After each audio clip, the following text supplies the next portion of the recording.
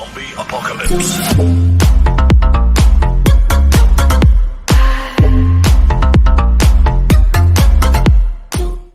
Halo, assalamualaikum warahmatullahi wabarakatuh. Bertemu lagi bersama saya Arif Fendi, nomor NIM 16262011100, Universitas Muhammadiyah Tangerang, jurusan Teknik Mekanik Industri kelas B. Pada pertemuan kali ini saya akan menjabarkan tentang isi dari pertemuan ketiga. Apa sih isi dari pertemuan ketiga tersebut? Isi dari pertemuan ketiga tersebut menjabarkan tentang macam-macam simulasi. Nah, di sini macam-macam simulasi itu berdasarkan karakter sistemnya. Ada 4 jenis sistem, yaitu simulasi sistem dinamis, simulasi sistem kontinu, simulasi sistem diskrit, dan simulasi sistem probabilitas. Oke, selanjutnya kita akan membahas tentang apa sih itu sistem dinamis. Simulasi sistem dinamis adalah simulasi sistem yang dapat mempresentasikan sistem yang berubah-ubah sepanjang waktu.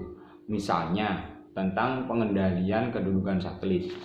Dan selanjutnya yang kedua adalah tentang simulasi sistem diskrit. Apa sih itu simulasi sistem diskrit? Simulasi sistem diskrit adalah sistem yang perubahannya state-nya terjadi pada waktu yang diskrit. Contohnya pada manufaktur seperti kedatangan pelanggan, terjadinya produk dan cacat, dan lain-lain.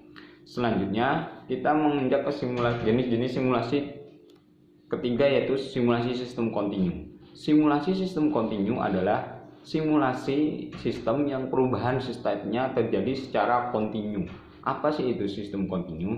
Yaitu misalnya contohnya sistem pengendalian tinggi permukaan air bendungan.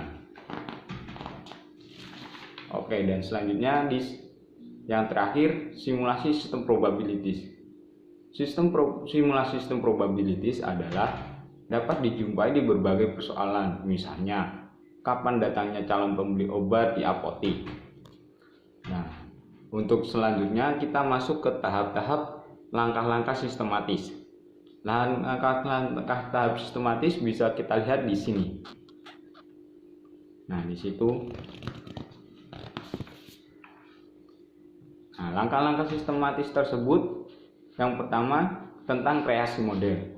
Dilakukan pemodelan untuk menentukan formulasi yang akan digunakan dengan menggunakan 1. Fungsi matematis, 2. Variabel yang menentukan fungsi tersebut, 3. Ada atau tidaknya konstanta yang harus dimasukkan.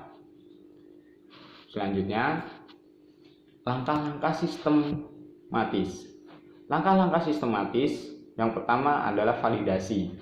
Validasi merupakan pengujian yang didasari dari saran orang atau operator yang berkaitan erat dengan sistem, kredibilitas pihak manajemen sebagai pembuat keputusan, dan ketetapan data untuk membangkit bilangan acak.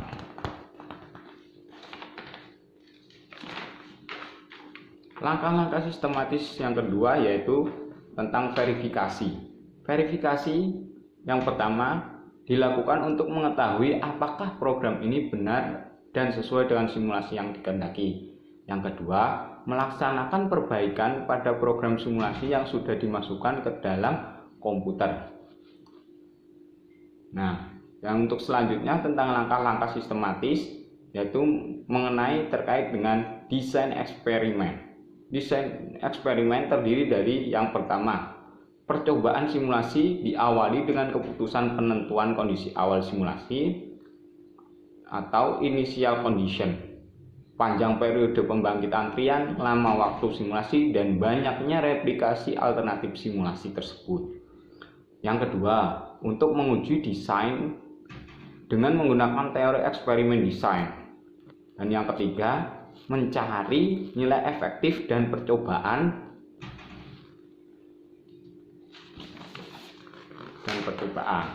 Nah, untuk selanjutnya tentang bilangan acak.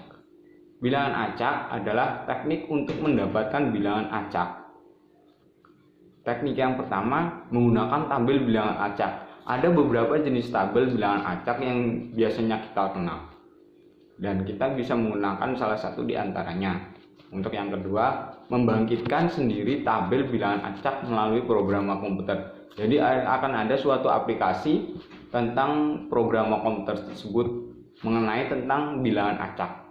Yang ketiga, membangkitkan sendiri tabel bilangan acak tanpa melalui program komputer. Ya, misalnya kita bisa menggunakan Rode Roulette. Oke ya, untuk pembahasan kali ini cukup singkat. Selanjutnya akan kita lanjutkan di pertemuan selanjutnya.